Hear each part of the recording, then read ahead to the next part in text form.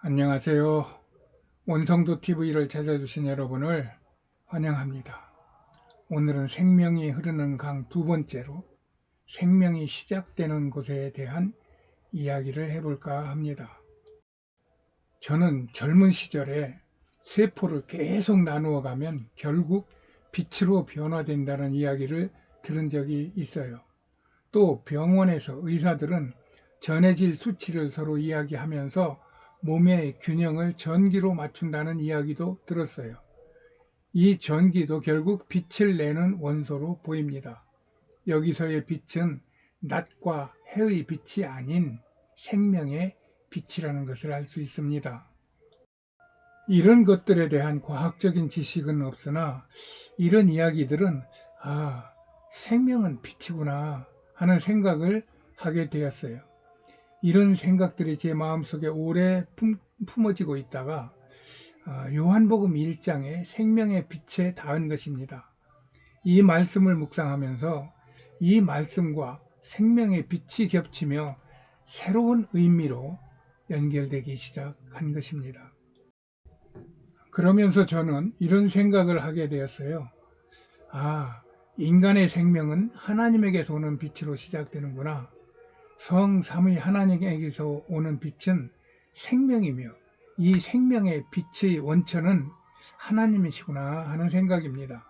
반면 하나님을 떠난 육신의 빛을 어둠이구나.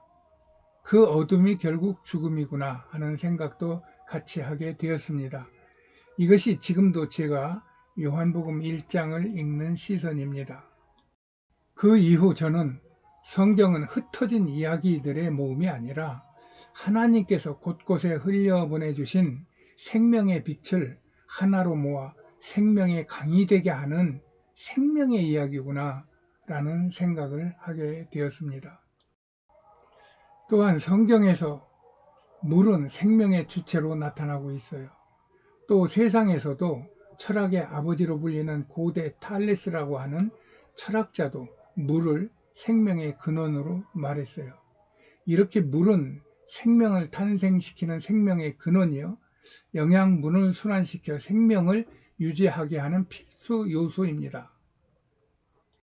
이런 성경과 세상 사람들의 주장과 정리된 생명의 근원이 되는 빛과 물 중에서 저는 물에 대한 이야기에 더 치중을 하려고 합니다. 그것은 생명의 흐름에서 생명은 본질, 물은 삶으로 보고 삶을 이야기하고 싶기 때문입니다. 이 글에서 빛은 글에 자주 나타나지 않을 것이지만 그래도 글의 전체에 스며 있는 이 글의 중심의 역할을 맡고 있는 것이 빛으로 보시면 될 것입니다. 이 영상은 한강의 시작부터 끝까지의 장면을 담은 것입니다. 이 영상에서의 지금 사진은 한강의 원천인 강원도 태백의 분출수 샘인 검령소입니다. 그러나 검령소 이전에도 흐르던 시냇물이 있었어요. 이 물이 작은 시내를 흐르다가 갑자기 사라지고 이곳 검령소에서 땅속에서 다시 땅 위로 솟구쳐 나와 한강이 되는 이야기입니다. 한번 보시겠습니다.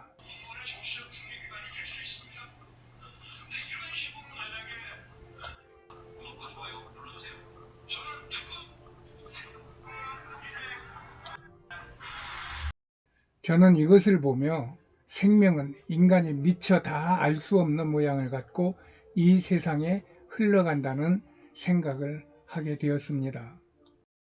이 검령소의 의미는 저의 큰 변곡점을 주었어요.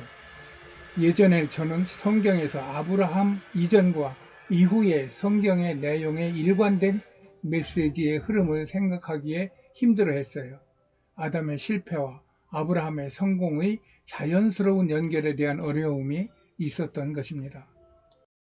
그런데 이 검령소의 내용을 인지하고 난 후에는 이것이 실패와 성공이 아닌 생명의 흐름으로 보게 된 것입니다. 성공과 실패의 그릇으로는 생명을 담을 수 없다는 생각이 들었던 것입니다.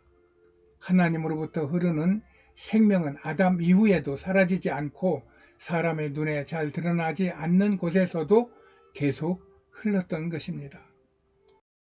저는 이것을 구약의 족보 속에서 흐르는 생명으로 보고 있습니다.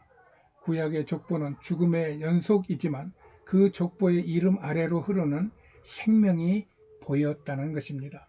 그리고 그 흐름은 아브라함에 이르러 믿음의 생명으로 다시 선명하게 드러나기 시작한 것입니다.